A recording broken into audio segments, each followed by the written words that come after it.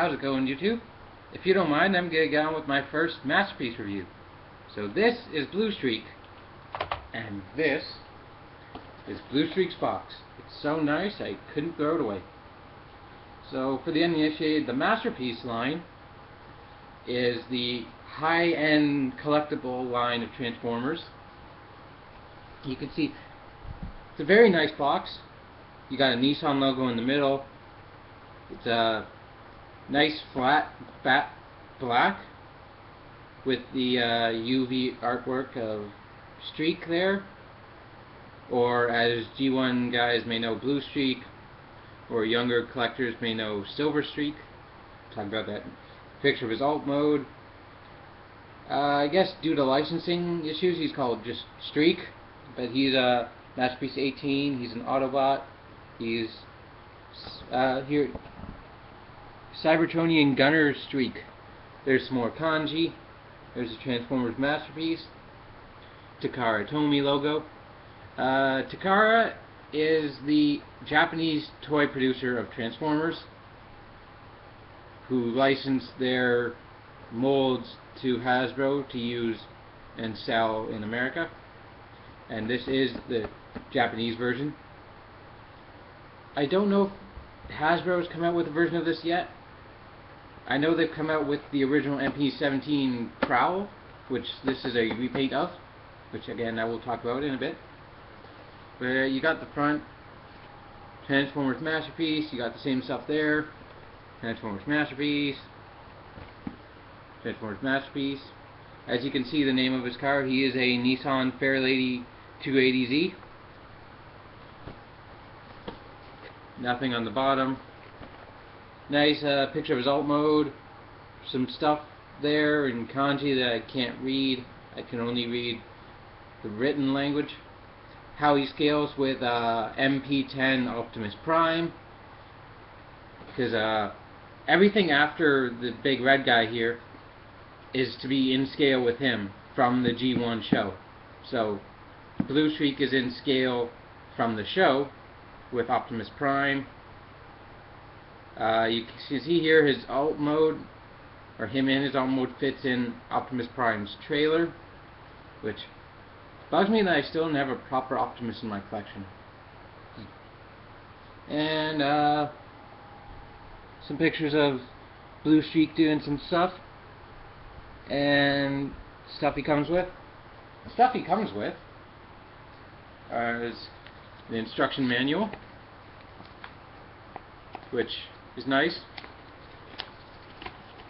Of course you can't read it, but that's not the point. It's just pictures. But here is, it goes from alt mode to robot mode, and I'm assuming up here says change to robot. Okay.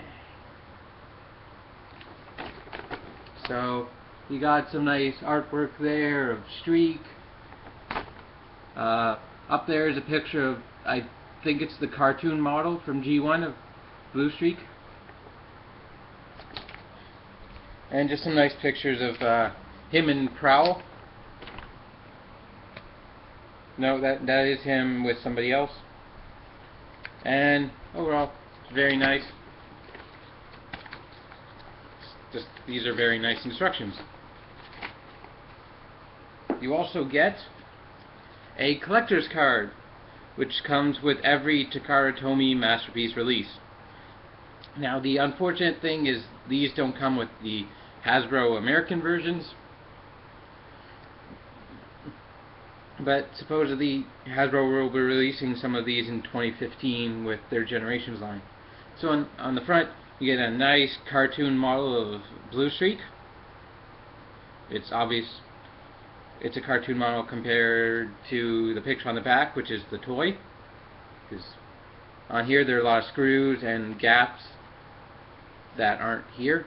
You have a picture of his alt mode, you got his text stats, robot mode, alt mode, he's got something of 2. And this is very nice. I'm glad to have this. But we're here to talk about the plastic. So this is Bluestreak. And some may be asking what's with the name, and I'd love to tell you. I believe the G1 theory was he could talk as fast as a Bluestreak, and they don't give much more information than that. Personality-wise, I like him a lot better than, say, Prowl or Smokescreen, the two repaints of this mold. Well, Prowl's the original. This guy's the black repaint, obligatory black repaint, and Smokescreen's a remold and repaint. But this guy and Prowl are twin brothers, at least they were. Now, I think due to copyright issues, however many years ago, he was named Silverstreak. I guess because of that movie with Martin Lawrence. But overall, this is a lovely piece. Getting right down to it, the selling point of the Masterpiece lines is G1 accuracy, and he's up there with the best of them. So yes, this was his G1 Alt mode, a Nissan Fairlady Z. And personally, I prefer this over the Classics and Universe design. I'd rather take G1 accuracy over an update. And this cost me 40 bucks. You got everything here that a car needs. You got your nice headlights there with the Nissan logo in the middle. Yeah, orange headlights. Car stuff. I'm not the best when it comes to cars. Now, there are some obvious little issues that keep it from being a perfect car, but are completely passable because it's a transforming robot. Like this little section here, the Autobot symbol there, the fact that his guns are passing for seats, and this under here. But if you're obsessed with looking under here and complaining about this, the issue is with you. But I freaking love this car mode. This guy and the other Masterpiece guy I have, I think are the Transformers I spent the most time with, just because they're so great that they deserve time to be spent on them. And I could just play with this car mode forever. You've got, of course, the windshield wipers here, a nice clear windshield. This is accurate to his G1 toy. Can't quite remember the name of it. It has a specific name. You may be asking about this little tab here. Well, on Masterpiece Pro, it was a police siren, since he is a police car. And that is where his gun pegged in vehicle mode for storage. Well, since Bluestreak didn't have a siren bar, they had to figure out a different way to store his gun in car mode. So this is his gun. Again, very G1 accurate. Now it has this handle, but you can press this handle in, and it reveals a peg, which you peg into the back of there. Like, it's hard to do. Like so. And there you have his weapon storage, which looks ridiculous as all G1 weapon storage does. But due to its transformation, you can pivot it up, which is a nice feature. And this is, you can put this away if you don't like the look of it. I'll demonstrate that in the transformation, but you just fold out the legs, put it back in, it's on a hinge. And again, rear tail lights, a heel becomes an exhaust pipe, which is a nice touch. There's a lot of molded in detail, like the vents here, and the door handles, which you can actually pop open as doors due to transformation, but they don't pop where they should. They open at this hinge instead of like back there, so you can see even the inside has some nice molded in detail. which again is a selling point on the Masterpiece line. And of course you've got visible head. It's right there. But overall, I freaking love this car mode. Now we get to transformation. The Masterpiece guys transform a lot more complex than your regular run-of-the-mill Deluxe or Voyager. So there's going to be a lot more steps here. So I hope you can keep up. First, you're going to flip down the arms, like so, and then turn them out and extend them, just to get them out of the way. You're going to flip down this little red piece, get the arms out of the way, come to the back, actually flip out the doors.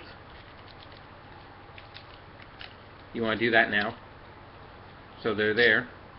And then you want to hinge them up so they're even more accurate. Then you're going to come here and press up the hood. It does make a click, so don't worry, you're not going to break it.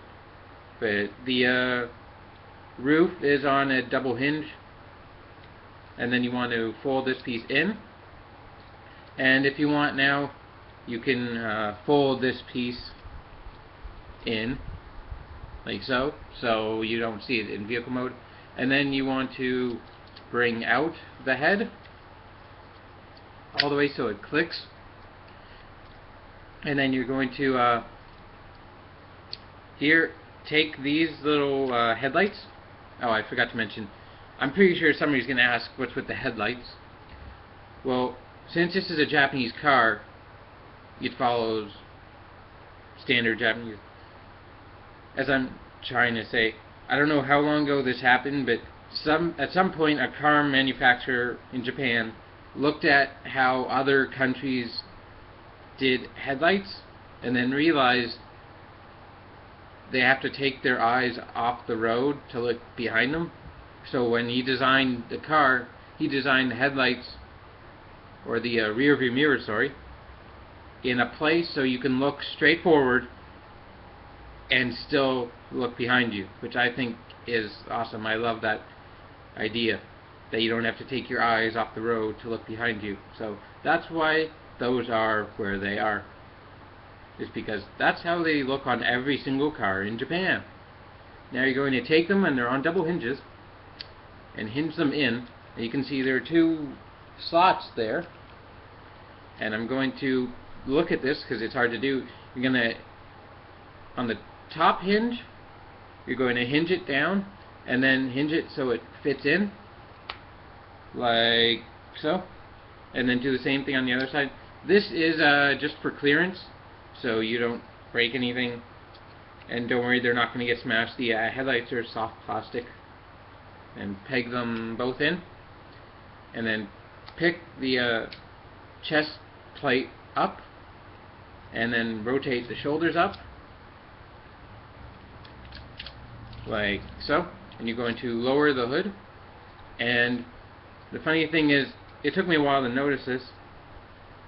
It stops there, but there's actually a hole there where you have to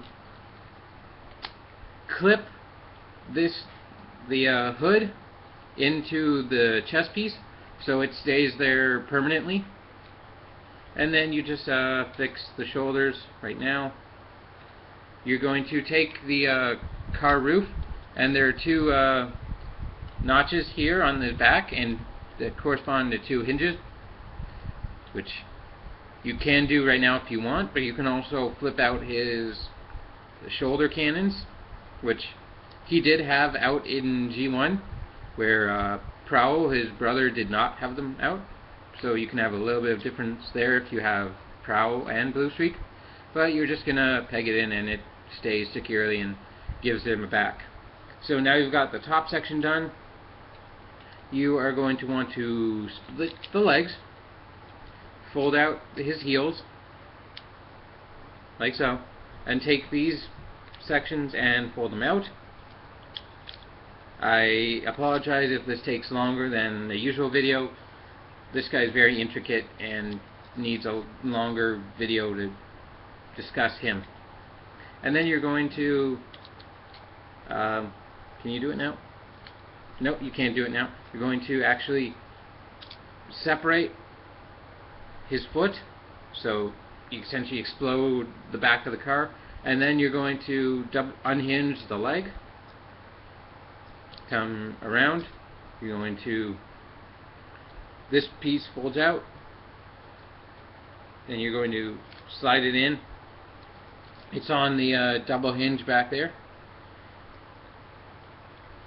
Take this, fold it down, take this, fold it like so, and there you have a foot. Second verse, same as the first. Explode the foot, unhinge, sorry. I'm almost hiccuping. Fold this down, fold that down, and there you have feet. And now you just rotate the waist, and there you have Bluestreak all done in his robot mode. And I think this makes me as happy as the vehicle mode does, because as a kid I loved playing with Hot Wheels, which segued into Transformers for me, and that car mode just makes me really happy. But I also like action figures, so this makes me about as happy. I didn't watch D1, so I don't really have any connection to Bluestreak, but his personality, from what I read, seemed like a high school guy, always energetic, always free talking, and I can really connect with this guy, so I picked him over, say, Prowl or Smokescreen. But talking about the robot mode, this is also, proportion is where the Masterpiece guys excel. Like, this guy's perfectly proportioned, his articulation's insane, the level of detail on him is insane. There is a kind of a sore spot with the hollow shins and feet, but that's meh, that doesn't really hold much value. Now, this may just be on mine, I hope, but the top elbow is a bit loose on this arm. He has a double elbow due to transformation, but it's just that one, it holds nicely, but it's just a little bit weak, so I can knock it up easily, where the other one, it just moves the shoulder because it's a bit tighter. But speaking of articulation, this guy is chock full of it. His head moves a lot. It's a nice range of motion. He's kind of got the Magneto helmet with his signature crest, and a kind of lifeless stare. It's the kind of stare I wouldn't expect Bluestreak to have. It kind of makes posability not necessarily lacking, but kind of boring, because he doesn't look very excited, which, from what I read about Bluestreak, all he is excited and paranoid. No, that's Red Alert. Shoulders are very nice. They go in and out on a hell of an angle, and even the part inside's on a ball joint. You've got full 360 movement, which is hindered by the door flaps, which are on a hinge. You can even push them back if you want. Double elbows, as I said, nice full range of motion. It's got a nice bicep rotation and an articulated hand, which is the first for me. All four fingers move in one, as they're one single joint, but it's nice to have articulated fingers. Better than the old cube in the tube system, in my opinion. As you can see, there's a slot in his hand for his weapon. I put it in the other hand normally, but it's there so you can dual wield. Of course, he has a waist joint, which is very nice. He has hips that go about that far forward, same backwards. He has articulated hip skirt armor, so he can go full sideways. He has a nice thigh swivel, some nice double jointed knees to the transformation, so you can get a full range of motion. He's got even foot articulation, hinging, pivoting, and some toe movement, or heel movement. So overall, very nicely articulated indeed.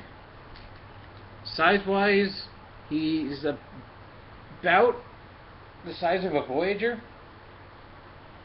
I would check, but not worth it. So I give him about 6 and 6.5 inches maybe, which is very nice. And I don't have very many Voyagers that are actually as solid a robot as this is. And of course he can hold his weapon, so you just take it, it locks in there, jam it in his hand, close his hand around it, and there you have his electro rifle, I believe it is. So checking out this gun, it has some very nice silver paint. Love Bandai of Japan, not Bandai Japan, Takara Tomy silver.